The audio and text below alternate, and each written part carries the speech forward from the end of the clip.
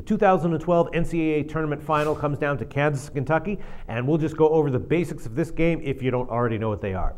Kentucky, of course, has supreme NBA caliber talent. They've got the likely top pick in next year's draft, and also amazingly have a total of 6 players on the roster who are projected to be in the NBA. Kansas has lesser talent overall, but does still have some future NBA players, and they also have experience, chemistry, and they play with great defensive intensity.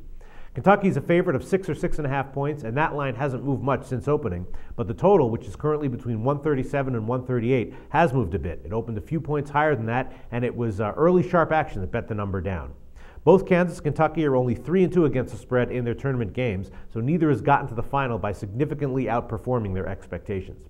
Kentucky's gone over in 4 of their tournament games, while Kansas has gone under in 4 of theirs. So there does seem to be a bit of a clash there, but Kentucky's one under came in their last game against Louisville, the one team they've faced so far that has a defensive bent as well as the talent to have a say in the pace, which is the same thing that they're going to face against Kansas. And Kentucky is also a great defensive team in their own right, so with a total still in the upper 130s, the under may still have a bit of value. Although, as always, late fouling with a spread around 6 is always a very real concern. Kentucky and Kansas did already meet once this year. That game went to 140. The first half went way under, and the second half went way over.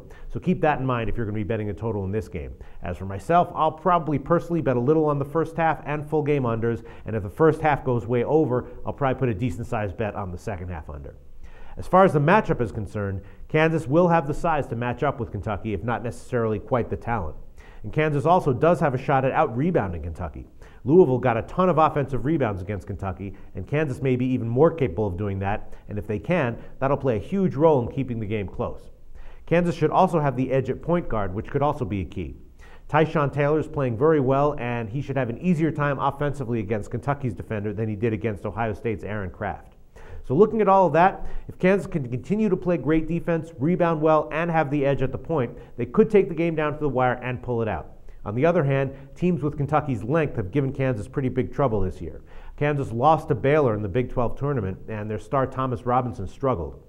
Kentucky, of course, is very similar to Baylor in terms of style, only they do it much, much better. And Kansas probably won't be able to easily switch to hitting threes if that happens. Tyshawn Taylor still hasn't hit a three-pointer all tournament long. And furthermore, Kansas struggled but was able to come back against both Purdue and Ohio State, 2 teams that bring a lot less to the table than Kentucky. But if Kentucky gets out to a big early lead, it's probably going to be over before it's over for Kansas.